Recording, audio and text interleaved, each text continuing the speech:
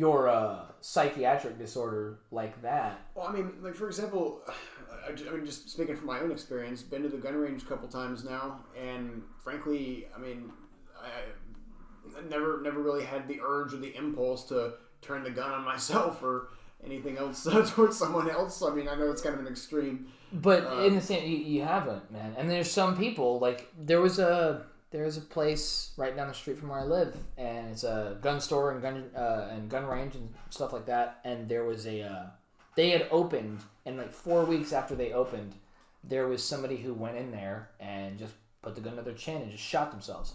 Dang. Yeah, they killed themselves right on the spot. They had to close down for 4 weeks. Look into the whole event. It was a goofy scene, man. It was messed up. It actually makes me think of.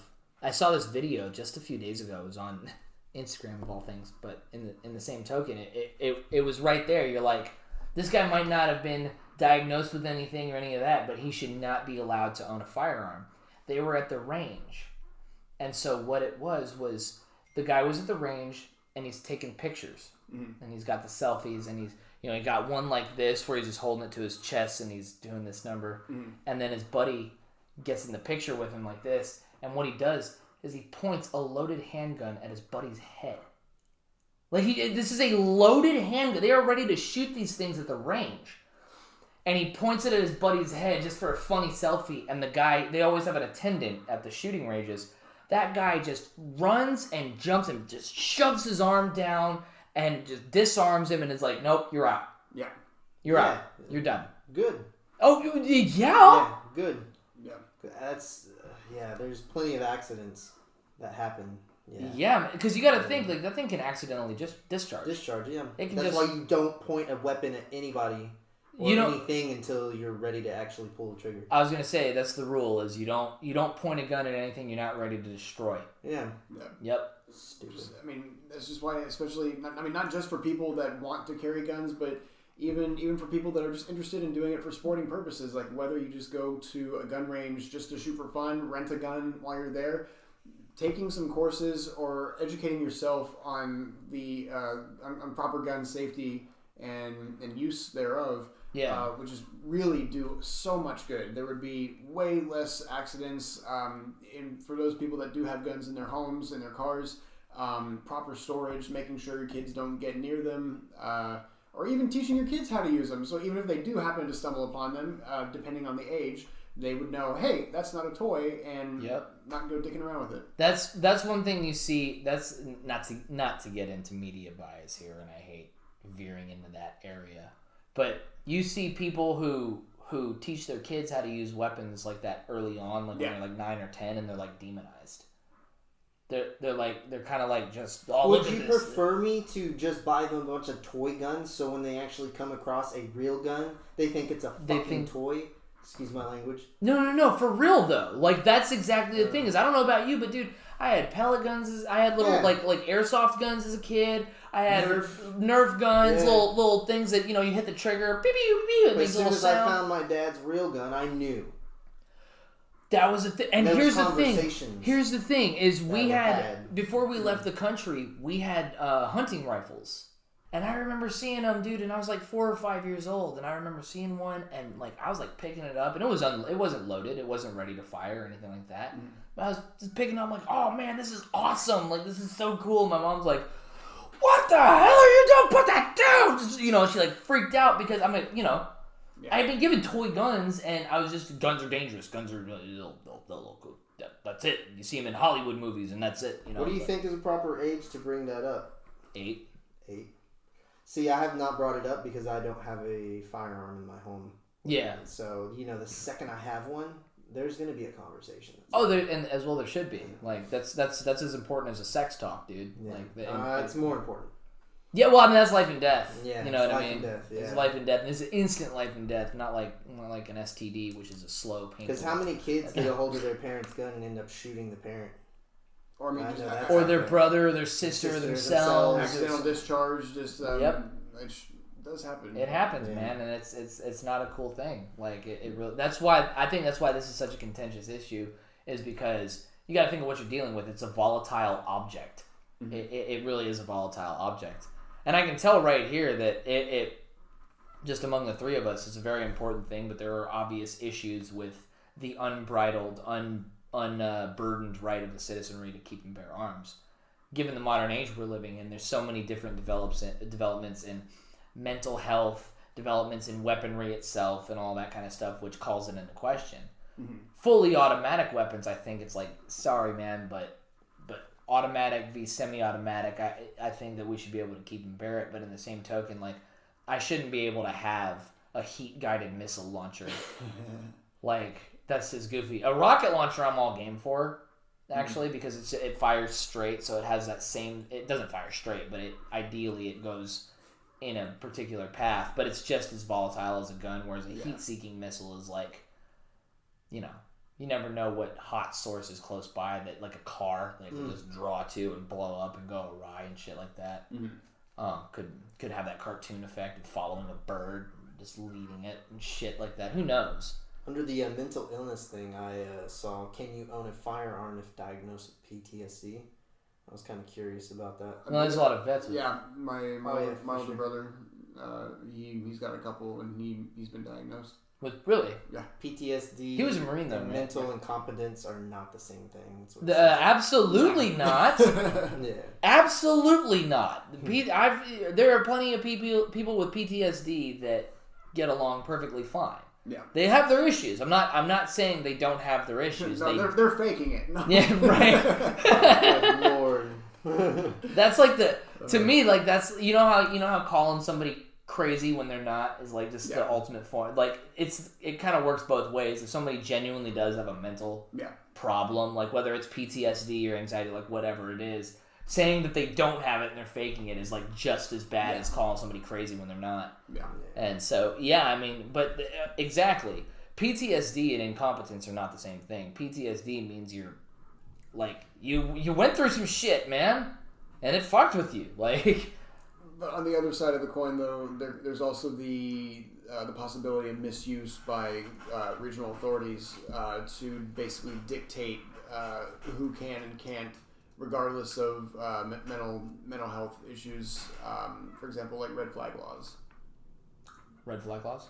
I'm not too well read on the subject. My basic understanding is that if somebody has, basically just a little bit what we've already been reading, that if somebody already has been diagnosed with particular mental illnesses, or even if they're completely functional in society, but they still have some diagnosis, it could be up to the state to just say, you know what, no, you don't get that, or if it's a person of interest. And that's a problem, is when it's a state decision. That's go ahead. In the United States, a red flag law is a gun control law that permits police and family members to petition a state court to order the temporary removal of a firearm from a person who may present a danger to others or themselves. Okay. So it's the definition of who exactly would be a danger to others or to themselves that lies the possibility for abuse. And it goes into that, that's things like that. Legal terms like that are made broad intentionally. Yeah.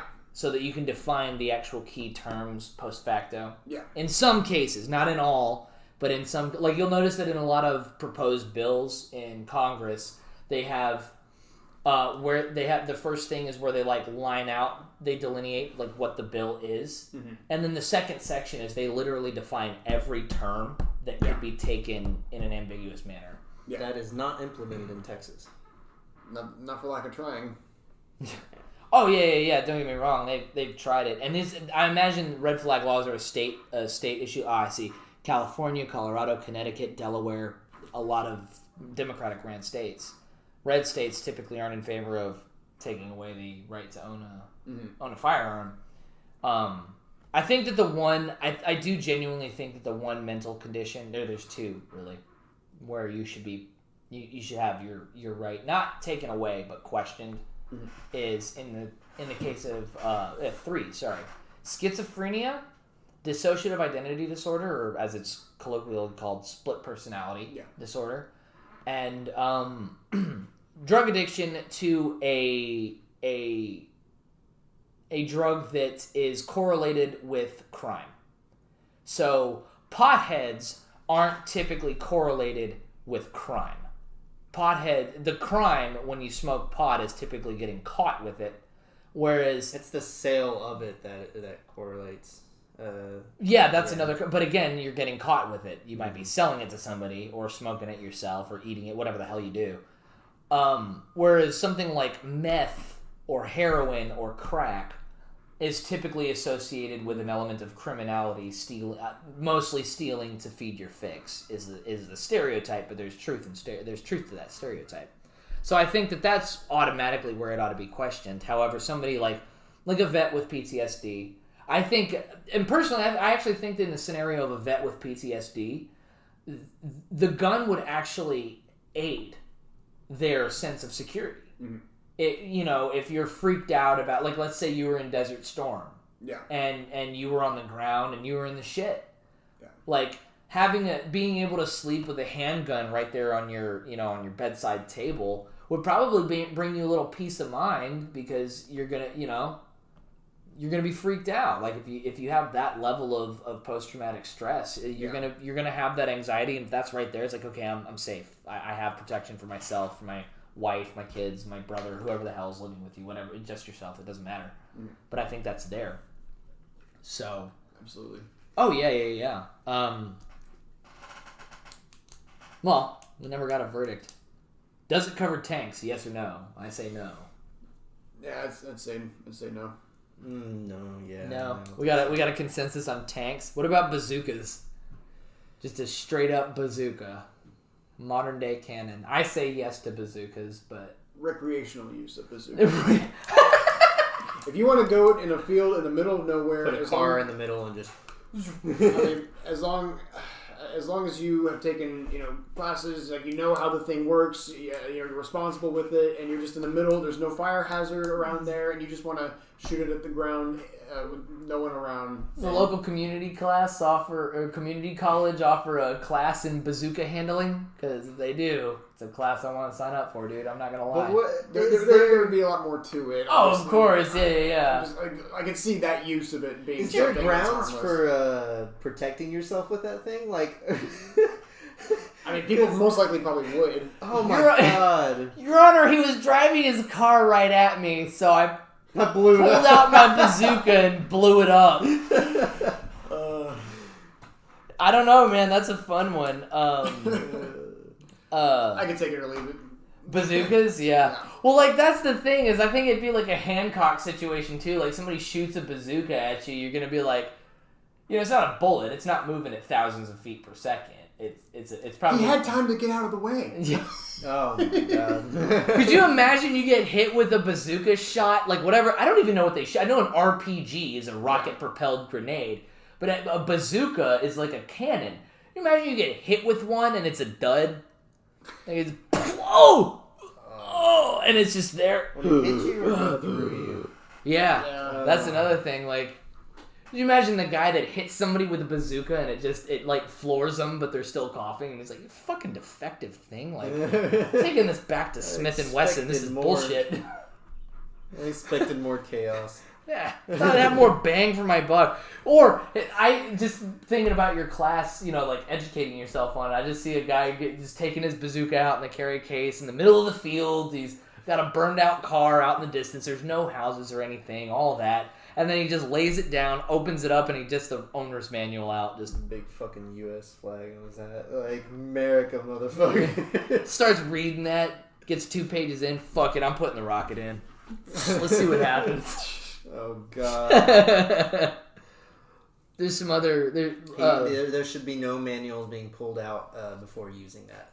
You should already know what the fuck you're doing. Yeah, you should have gone home, poured yourself same thing with a gun. You need to know how to use it. And pass tests. That's the thing. That's that. The main reason for me even presenting that was just because I'd like to shoot one at some point. I think that'd be really fun. Yeah, dude, we need to take a trip. I don't know if they still do this. I know when I graduated high school, a few friends of mine went to, I believe it was Cambodia. Mm-hmm. And there's a shooting range in Cambodia. Turns out gun laws are surprisingly liberal and yet strangely restrictive. Because there's a shooting range. They have shooting ranges, and it's an open field, like, shooting range where they have targets and shit. but they have 50 caliber chain gun. They have RPGs to fire. You have to pay a substantial amount for the thing. Like you can fire all of these things. Some buddies of mine from high school did it, and I was like super envious. Yeah, like, right. What was that like? Yeah.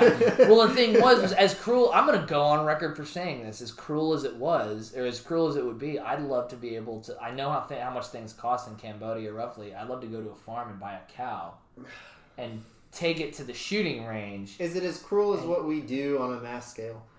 Well, you got to think we live in a country where we farm chickens and cows and all of that, and it's absolutely disgusting. Yeah. I'd love to like I said, as screwed up as it is, I can't. It would cost me less to buy a live cow than it would to be buy a dead car, because a dead car I'd have to get towed to the range to then shoot at it. Now, if they have messed up cars to shoot at, then it's like the cow's out of the question. I don't need that. I can blow up a pre-blown up car. Mm-hmm. But I would love to just totally... I wouldn't love to do it. It's one of those experiences that it's like... It's kind of like going to North Korea. Do I want to go there? No. I would never actually want to set foot in North Korea. But I want to see it. Yeah. I really want to see North Korea. Just like I don't want to just blow a cow up with a bazooka. However, if it's a choice between having that experience in my repertoire and not having it in my repertoire, I kind of want it there. I'd love to be able to say, yeah, I blew up a cow with a bazooka. I didn't want to do it, but it was there at the time, and I said, when am I ever going to get to do this again? I'm curious out of where people are from, if the Americans would be more inclined to do that, or if it, or like other people who have had restrictive gun laws their whole lives, and they're just like, I can do this, or American being like, could you imagine, dude, we can shoot a chain gun at bread and butter, buddy, bread and butter. Tell me when you've killed 18 feral swine with a chain gun hanging out of a fucking helicopter. We'll talk. That's a tourist industry where I come from. Yeah. Well, there's already you can do that with, I mean, not necessarily with a chain gun, but you can take your rifle with you, I believe in South Texas, and go boar hunting. Yeah. On the helicopters and everything. That is because we have a fucking problem. Yes, we do. Yeah, as it turns out, those things just totally screw up acres upon acres of crops, and it's like, oh, hey, that's cool. I love how the people that advertise for that particular service were like, they're like, what we do is a good thing, man. It's like, what? And they're like, they're sitting here, well, like, they're sitting there like it's charity, like they're saving lives and stuff like that. And don't get me wrong, passively, they're helping keep the food supply steady, so I totally get that. But they have this kind of like, it's almost like a, in the arms of... It's almost a moment like that. And then, like, the next scene is there's just a redneck in a harness with an AR-15. Woo! Can you imagine showing a kid, like, starving and then showing, like, veering off to, like, all these... America! All Fuck these animals that are fucking shit up, and it's like, we're helping. The thing is, these boars are taking food out of their mouths. I checked it out. It turns out you can't even eat those things. You know, you can. You just, I think you shouldn't. Oh, it's like eating possum. Like, it's just full of parasites that might not infect that thing, but it has them there and it'll fuck with a human. Yeah, kind of thing. I mean, well, the documentary that I even showed you, like, some people do cook them and eat them. I think as long as they're properly cooked, it should be fine. However, I, for one, would not be willing to risk that. No. I wouldn't either. It's like that whole thing of eating, like, Rocky Mountain oysters, as they're called. Oh, yeah. Yeah, it's like, I don't care if they're a delicacy. I'm not doing that. That's all good. Thank you. My next point was that I wanted to bring up, and this is more, I guess, philosophical question issue, is the ownership of a firearm or of a weapon generally, because it doesn't say firearms, it says arms. So to do this, by the way, $250 a day with a minimum of a 2-day with a 2-day minimum. That's how much it costs. $500 to just essentially perform a drive-by shooting that's legal. Yeah, I'm cool. I'm down with that. If anything, I can get a GoPro and we can go there. We can just do that. Everybody kind of pays their own way, and we can go and do that. That would be nuts. Bro, that'd be so much fun. It would be like, yeah, I'd love to... I want to do that and then post the video #vegan. Feral hogs are very intelligent and considered to be challenging. Yeah, well, let's see how challenged they are by an AR-15 in a helicopter.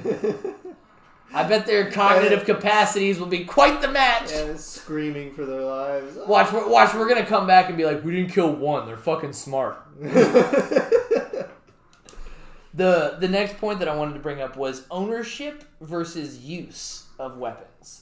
So the ownership is right there. It's the right of the people to keep and bear arms. It says nothing about the use. Now, in our United States, this particular land in which we live, each state designates, a legal precedent for when the appropriate time or the legally okay time to use a firearm is. And in Texas, the classic one is if somebody breaks into your house and you have a gun, kill them. Yeah. That's the thing is they have broken in. Motherfucker. Yeah, for real, man. It says, but you hear about places like California where somebody will be trying to break into your house, and let's say they break in, but then they slice their leg open on window glass. Yeah. Well, they can sue you. And some people have won. Some burglars, would-be burglars, have won. And that seems a little fucked up. Just not gonna lie. That it seemed as gruesome, as cruel. Killed that person? Well, that's the thing is there was a lawsuit. Trespassing. There will be no lawsuit. That's the thing is I have heard from lawyers, like Texas lawyers, that have said, "Oh yeah, somebody breaks into your house, kill them." Really? Yeah. Dead people don't tell stories. There is one story that gets told if you kill that person, and it's yours. And your story will most probably be, they broke into my house at night, I was scared, so I shot them. Mm. And the cops will 9 times out of 10 be, yeah, that's what it looks like. Glass breaks in, you shot them in the front, there was no, we're going to book you for discharging a firearm in a legally okay situation or acceptable situation. The frustrating thing about that is the public's view of it once that happens. I'm sure it's like outrage. Well, that's the thing is in this day and age, when media gets the story, and I'm not going to bring in any political thing, no racial stuff, none of that. But the minute a media outlet gets a story they feel they can run with, they don't have facts. They don't have all the facts. Mm-hmm.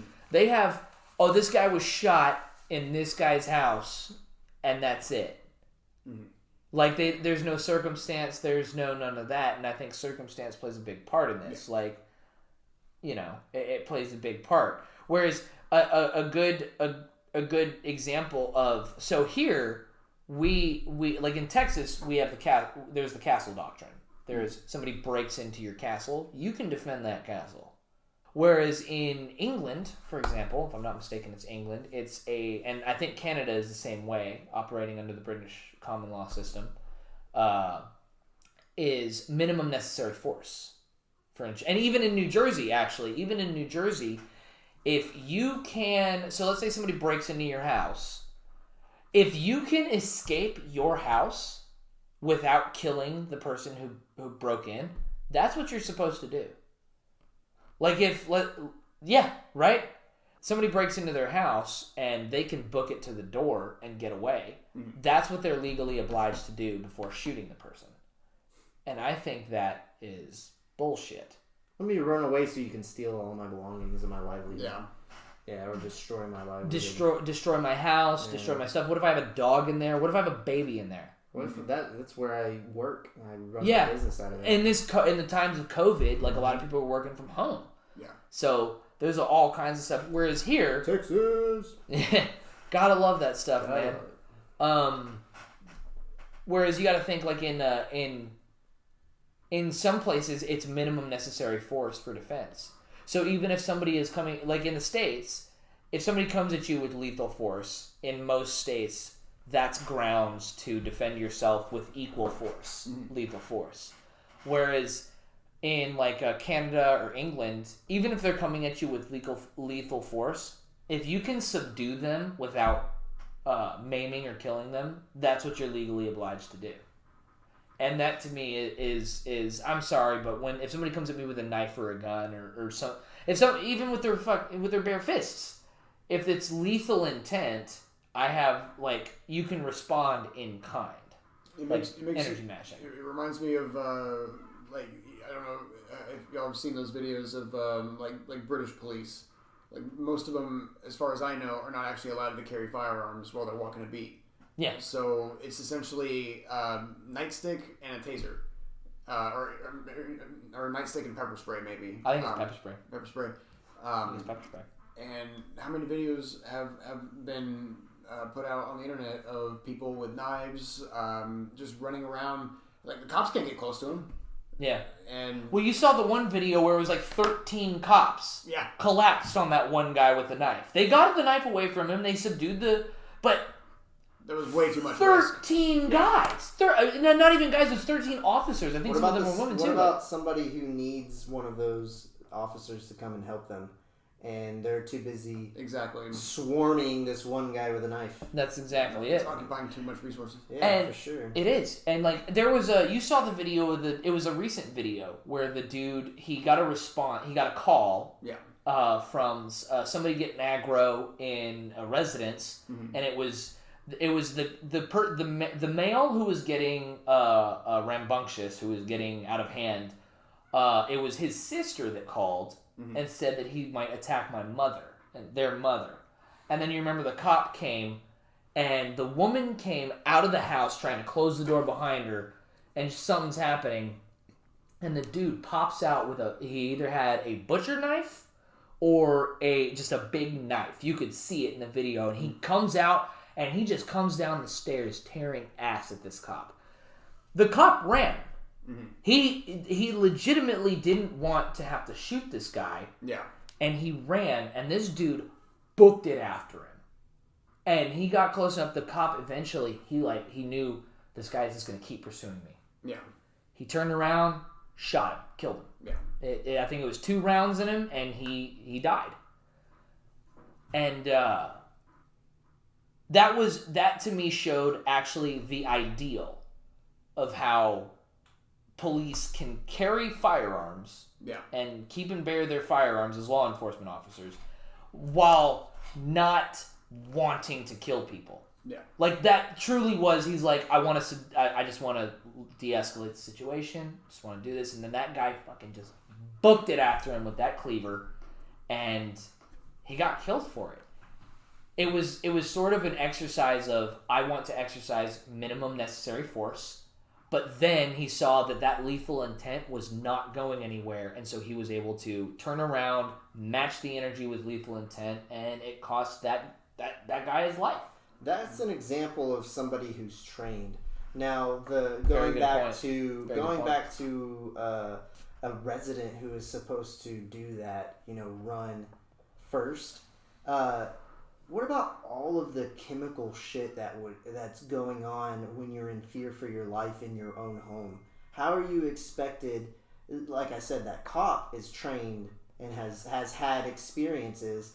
For a regular person who is not trained and has never dealt with maybe never even dealt with violence in their life, how are they expected to respond in the way of running in a logical manner? Yeah, in a logical manner in a unlogical situation where it's this doesn't normally happen. Oh shit, someone's coming after me trying to kill me in my own home. I should run first. Yeah, I actually misspoke. I personally don't think that running is a logical answer when it comes to your home. It's one thing if you're dude, if you're out on the street and somebody starts walking at you with a knife or something like that, book it, man. Yeah, book it. Get away from them. Book it. Run. Try to get away from that. If you have a firearm or another weapon, at least you have that there if it comes to it. And I think that's what we all think, is when we're out in public, there's no home base.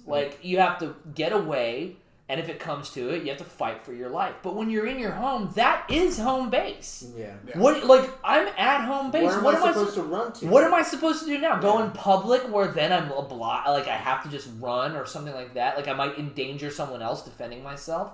At least, like, I live in a house. At least if I'm in a house and like, let's say I have a firearm.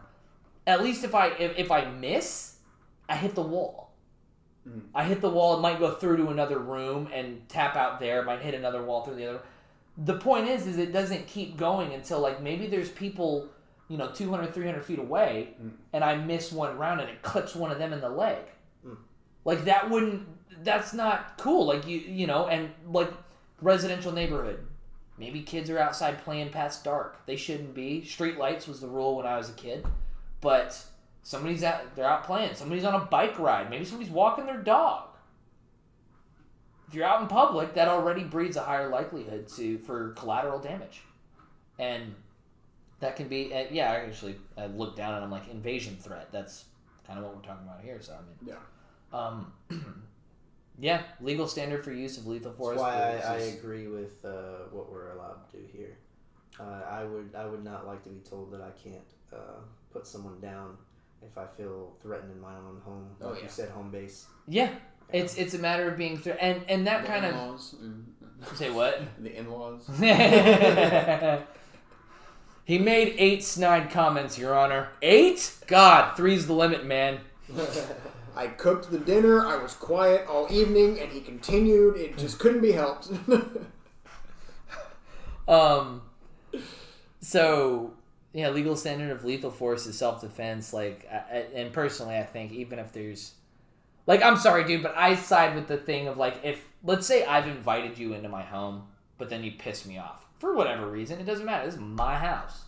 If I ask you to leave and you're like, no, I'm not leaving, I can stab you in the neck. Like I said, it's like, all right, time for you to leave. And it's not like I was like, all right, get out of here, buddy. Not like that. It's like, all right, it's time for you to leave. Yeah. Well, I'm not leaving. Okay, you leave now or I'm going to stab you in the neck. And I'm not leaving. Go ahead, do it, bro. Stabbed in the neck. And now you die. And when the cops get here, you don't have a story to tell.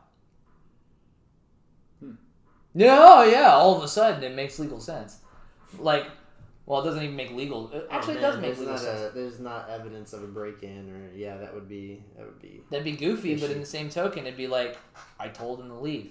You're allowed to defend your property. Now, I'm pretty sure it is the case that if legal evidence were found that there was no threat to the life, there was only, I'm not leaving your property, there would be. I was going to say there's a better way. There would have to be a better way to go about that situation. I mean, if you're telling somebody to go, and your first inclination is to go, oh, if you're not leaving, I'm going to stab you, might not be the best. Leave it to Warren.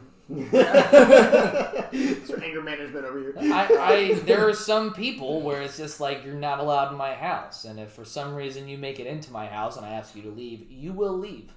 Whether or not it's in a body bag is up to you. Like, that's kind of how it goes. But again, that's my own personal view. I'm not saying that's what the law is. Moral of the story, good to have the option. Yeah. Moral of the story, yes, is it's good to have the option to put somebody down in case it gets to that point. It's good to, like, that's a really good point. It's good to have the option rather than, like, in one of these countries where it's minimum necessary force is the standard. Yeah. It's like, oh, you killed the guy? Yeah, he's breaking into my house. Well, that doesn't matter. You should have hogtied him. You should have been able to lasso him and then trip him and disarm him. And I can barely tie my shoes. How do you expect me to know? That's how it ought to be, and that's my own personal opinion. But I'm a big believer in private property. Wasn't always the case, but I'm a big believer in private property. So I had my communist streak. Yeah.